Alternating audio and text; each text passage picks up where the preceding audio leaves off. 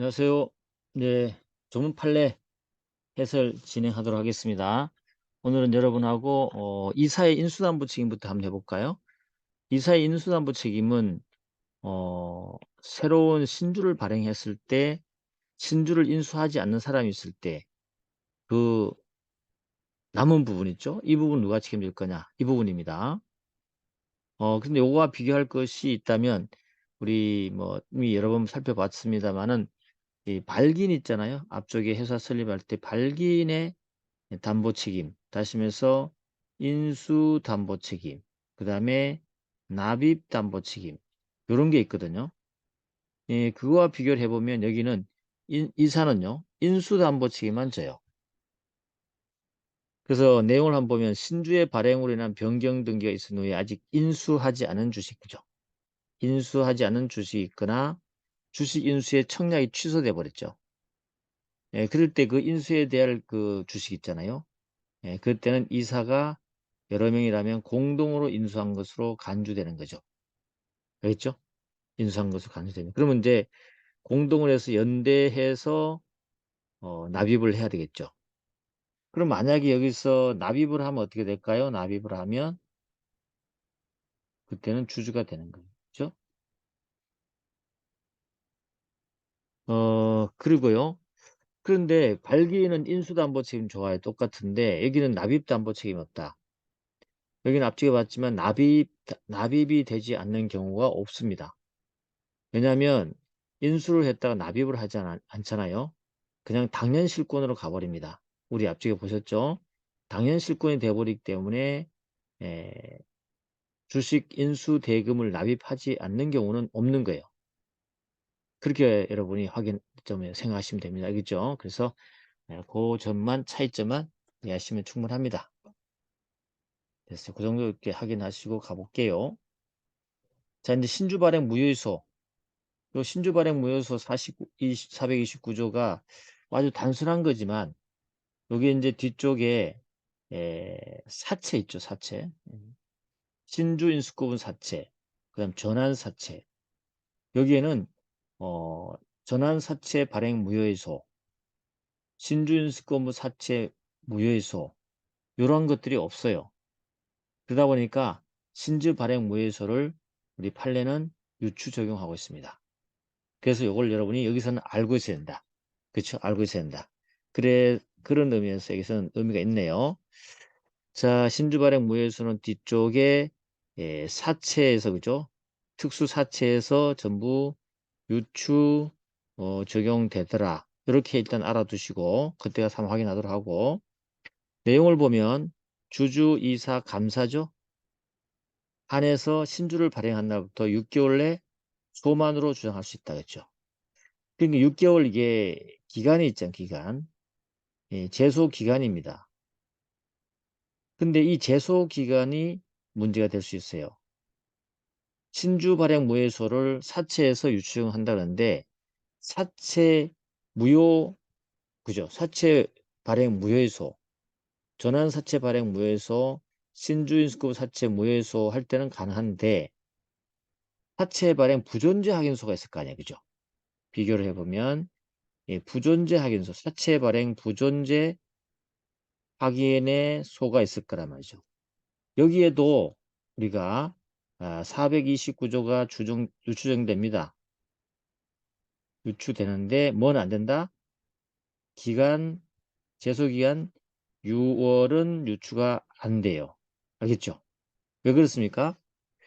사채 발행 부존재 확인에서는요, 부존재한 것이고 언제나 없는 것이기 때문에 이거는 기간 제한 없이 할 수 있다는 뜻입니다. 이해되죠? 그렇게 여러분 알아두시면 뒤쪽에 가면 여러 번 나왔었는데 사채 발행 무효의소와 관련된 등등 있죠? 예, 그런 내용을 이해할 수가 있습니다. 됐어요. 그리고 이제 거기 판례기출 1번 한번 보시면 이런 말이 나오죠. 신주 발행 무효의 원인은 가급적이면 그렇죠. 가급적이면 엄격하게 해석해야 됩니다. 그리고 우리 법조문에 신주 발행 무효의 원인이 규정되어 있지 않잖아요. 그죠? 예, 그래서 아주 엄격하게 합니다.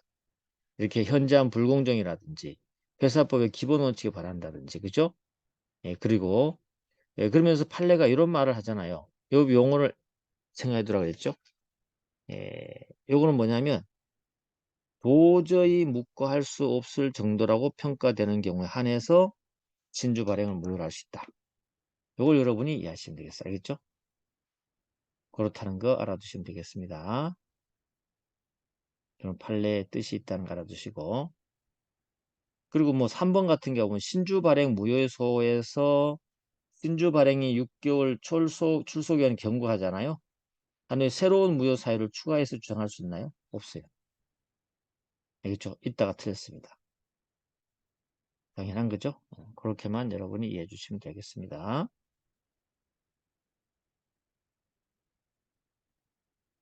자, 또 넘어가셔가지고 뭐 준용 규정이 나옵니다. 판결호, 그 다음에 대세효, 그죠? 대세효 나와 있죠? 패소 원고의 책임, 등기, 제소주 담보 제공 의무 등이 나오잖아요. 근데 여기도 우리가 좀 조심할 게 하나 있네요. 항상 이걸 볼 때 조심하라 했죠? 판결의 대세효하고 190조 본문 이렇게 나와 있잖아요. 그죠?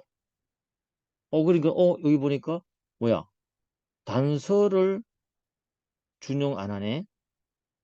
단서가 뭐였어요? 장래효잖아요. 그쵸? 그럼 신주 발행 무효에서는 장래효를 준용하지 않으니까 소급효겠네, 소급효가 있겠네, 라고 생각하면 큰 착각이다. 그 신주 발행 무효 판결의 효를 그래갖고 별도의 조문을 두고 있습니다. 여기 431조 1항에 가보시면 신주 발행 무효 판결이 확정된 때는 신주는 장래에 한해서 효력이 된다. 장래효잖아요. 이게 별도로 규정을 두고 있기 때문에 여기는 본문만 쓴 거예요. 알겠죠? 그래서 신주 발행 무효에서는 장래효입니다. 나머지 피해서 원고 책임 등등은 다 동일합니다. 그 다음에 2항 가보시면 신주 발행 무효 판결이 확정된 경우에 회사는 지체 없이 그 기간 내 신주의 주권을 회사에 제출할 것을 공고하고 통지해줘야 된다. 그죠? 별도로. 3월 이상 해야 된다. 이 정도 알아두시면 되겠습니다. 됐죠? 여기 조문은 이렇게 우리가 분석하면 아주 정확하게 분석한 겁니다. 자, 그 다음에 무효 판결과 주주의 환급이죠. 발행 무효 판결 확정되면 당연히 회사는 주주에게 납입금을 반환하면 됩니다. 큰 문제 안 되고요.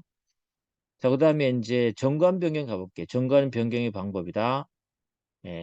정관의 변경 주총에 결의해야 한다. 이 주총의 결의는 특별결의라는 거 아시죠? 특별결의 너무 잘할 겁니다. 그 다음에 우리가 정관과 관련해서는 원시 정관하고 기존 정관 변경하고 좀 다르다 그랬죠? 원시 정관은 어떻게 하죠? 원시 정관은 언제 우리가 효력 발생하죠? 그래서 한번 해보면 원시 정관 또 복습해보면요. 원시 정관 처음 회사 설립할 때 원시 정관은 공증인의 공증이 필요해. 알겠죠? 공증이 있으면 효력이 발생해요. 그 외에 그죠? 그 외에는 그 외에 변경 등은 변경 주총 있죠? 주총 결의 후 즉시 그죠? 바로 효력 발생한다. 알겠습니까? 그렇게 여러분 알아두시면 돼요. 뭐 그 정도면 여기서 정관병이 크게 문제 안 되고요. 정관에 대해서는 이미 얘기했습니다만 정관은 규범적으로 해석한다. 뭐 이런 것들 자치교입니다. 자치법규다. 이런 말 쓴다는 것만 알고 있으면 다 되는 거예요. 네, 조문으로서 이 정도 하고 넘어가도록 하겠습니다. 그래서 밑에 그 2번에 판례기출 2번에 이런 게 나왔었죠. 정관의 변경 내용이 등기 사항인 경우는 정관 변경의 효력은 등기 시에 효력 발생한다. 아니에요. 그런 일 없습니다. 바로 주총결의 있으면 발행한다. 그 정관 변경 결의는 이렇게 특별결의 434조 출시간 주주 의결권의 3분의 2 이상 수와 발행 주식 총수의 3분의 1 이상의 수로 한다. 그죠? 뭐 그 정도 알아두면 뭐 아무 문제 없습니다. 그 다음에 주총에 특별결의 거쳐야 되는 내용들을 여러분이 뭐 오면서 많이 봤을 건데, 그 4번 한번 가볼까요? 4번 기출문제 보세요. 상법상 주총의 특별결의사항으로는 정관변경 당연한 거고, 영업의 전부 또는 중요한 일부 양도 맞습니까? 맞아요. 합병계약서 승인이 중요하죠. 근데 주식 배당은 안 돼요. 주식 배당은 보통결의예요. 주식을 배당할 때 확정 짓는 것은 보통결의를 합니다. 그 다음에 주식 매수 선택권 부여는 특별결의예요. 그죠? 이런 것들 여러분이 조금 이제 기억해 두셔야 되는 부분입니다. 자, 그 다음에 이제 우리가 종류주총회를 한번 가보면 435조에 나와 있어요. 종류 주식들, 그죠? 갖고 있는 주주들 모여서 총회를 하는 거죠. 1번, 장. 회사가 종류 주식을 발행한 경우에 정관을 변경함으로써 어느 종류 주식의 주주에게 손해를 미치게 될 때는 주주총회 결의 외에 종류 주식의 주주의 총회 결의가 있어야 된다. 언제? 정관 변경을 함으로써 종류 주식의 주주에게 손해를 미치게 될 때. 이렇게 된 거죠. 알겠죠? 그리고 정족수는 뭐 특별결의 정족수와 거의 똑같아요. 출석한 주주의 의결권 3분의 2 이상 수하고 그 종류의 발행주 총수의 3분의 1 이상의 수로 하면 돼요. 그래서 주총에 관한 규정이 그대로 다 준용되고요. 의결권 없는 종류 주식에 관한 것을 제외한다는 말은 의결권 없는 종류 주식도 여기서는 어때요? 주주로서 의결권을 행사한다 이 말입니다. 알겠죠? 됐어요. 그렇게 말아두시면 될 것 같고 나머지는 뭐 좋은 문제 보시면 되고요. 자, 이제 438조 자본의 감소 결의입니다. 자본 감소 결의는 특별 결의라는 걸 알아두셔야 되겠죠? 자본 증가는 뭐 강력하게 통제하지 않지만 자본의 감소에 대해서는 자본 충실 책임 원칙상 우리는 굉장히 법은 엄격하게 통제하겠다. 주총의 특별 결의가 필요하다. 알겠죠? 있어야 된다. 그 정도만 알고 있으면 될 것 같고. 근데 우리 시험에 자주 나오는 건 그렇습니다. 자본금 감소는 전부 다 특별 결의 거쳐야 되는가 보다라고 생각할 수 있죠. 그죠? 자주 등장하는 건데 이 항을 조심해야 되죠. 결손 보존을 위한 자본금 감소 있잖아요. 요건 보통 결의예요. 이해됐죠? 그리고 자본 감소에 관한 의안의 주요 내용은 당연히 주총 수집 통지에 적어야 되겠죠. 그 정도 기억하시면 조문 문제로 나오는데 큰 지장이 없이 풀릴 수 있습니다. 알겠죠? 그래서 항상 자본에 대한 감소 관련해서 특별결의를 생각하시고 이걸 놓치면 안 돼. 결손 보존에 대한 자본 감소는 놓치면 안 돼. 알겠죠?